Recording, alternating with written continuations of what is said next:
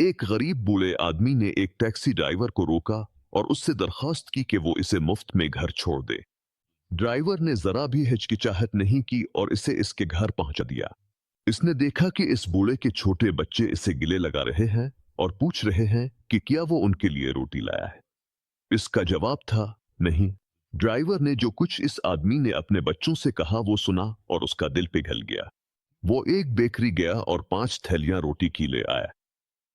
बच्चों ने वो रोटियां मिनटों में खा ले और ड्राइवर उदास दिल के साथ दोबारा काम पर चला गया, बच्चों की हालत पर अफसोस करते हुए।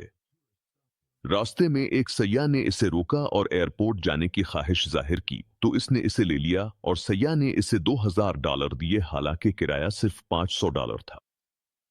एयरपोर्ट पर एक और सैयाह ने इससे कहा कि इसे शहर के एक होटल ले जाए और इसे $100 दे दिए।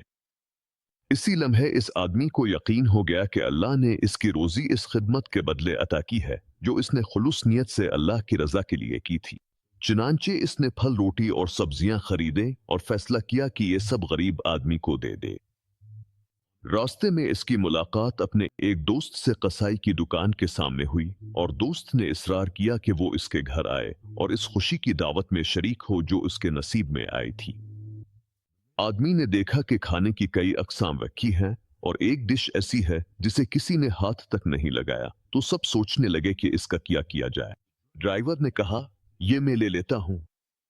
इसने अपने दोस्त से रुखसत ली और गरीब आदमी के घर वालों के पास गया ताकि वो सब कुछ जो इसने खरीदा था और जो इसे मिला था उन्हें दे दे।